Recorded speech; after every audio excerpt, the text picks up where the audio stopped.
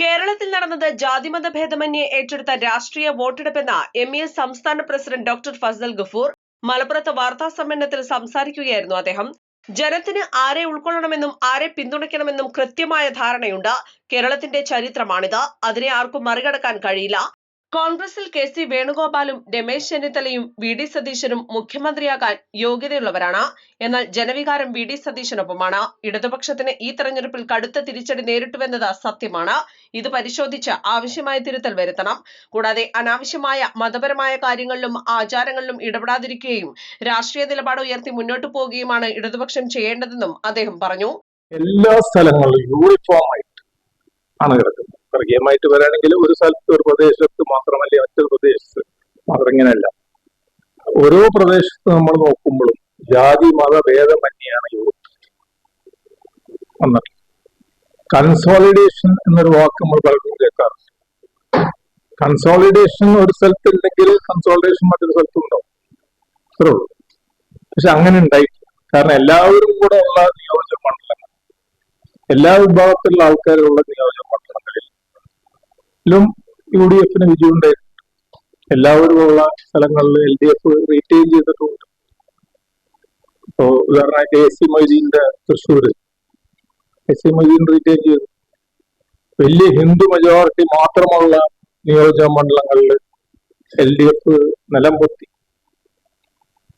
ഉദാഹരണം കണ്ണൂർ ജില്ലയിൽ, അല്ലെങ്കിൽ അതേമാതിരി കൊല്ലം ജില്ലയിൽ ഒക്കെ. അപ്പൊ അതിന്റെ അർത്ഥം ജാതി മതമല്ല ഇത്തവണത്തെ പൊളിറ്റിക്സ്. ജാതി മതത്തിന് അതീതമായിട്ട് രാഷ്ട്രീയമാണ് വന്നത്.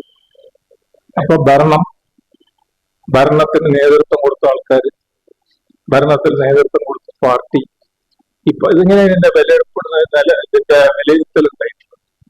ആ പാർട്ടിക്കുള്ളിൽ തന്നെ ആ പാർട്ടിക്ക് ബഹുഭൂരിപക്ഷമുള്ള സ്ഥലങ്ങൾ മറ്റൊരു ഇല്ലാത്ത സ്ഥലം നമ്മളിങ്ങനെ വിലയിരുത്തുമ്പോൾ കുഞ്ഞാലിക്കുട്ടിയും മുനീറും ET മുഹമ്മദ് ബഷീർ തോറ്റൽ, അത് ആ പാർട്ടി തന്നെയാണ് അവിടെ ഭൂരിപക്ഷം.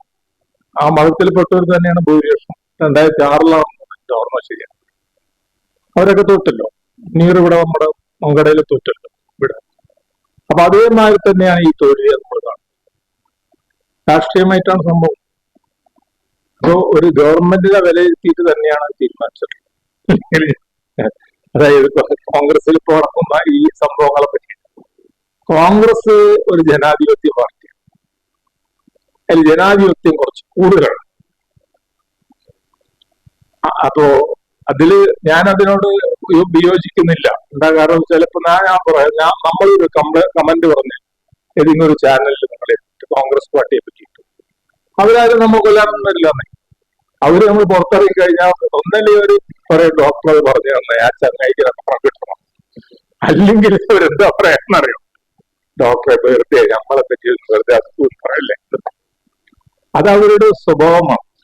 മറ്റുള്ളവരുടെ മാതിരിയല്ല. മറ്റുള്ള പാർട്ടികളാണെങ്കിൽ അങ്ങനെയല്ല എടുക്കുന്നത്. അവരുടെ ഒരു സ്വഭാവമാണ്. മറ്റുള്ള എല്ലാവരും ഉൾപ്പെടുത്തിക്കൊണ്ടവരെ. അപ്പൊ അതിന്റെ ഭാഗമായിട്ടാണ്. പക്ഷെ അത് കുറച്ച് കൂടിപ്പോകുന്നു.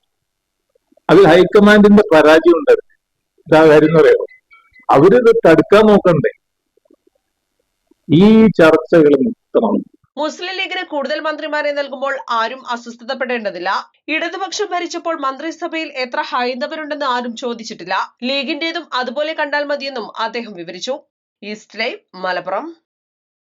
പരിക്കുകളെ ഇനി പേടിക്കേണ്ട. എല്ലാവിധ സ്പോർട്സ് ഇഞ്ചുറികൾക്കുമുള്ള സമഗ്ര പരിഹാരം ഇവിടെയുണ്ട്. ABC orthopaedic hospital, near Kairali theatre, Calicut road, Manjeri.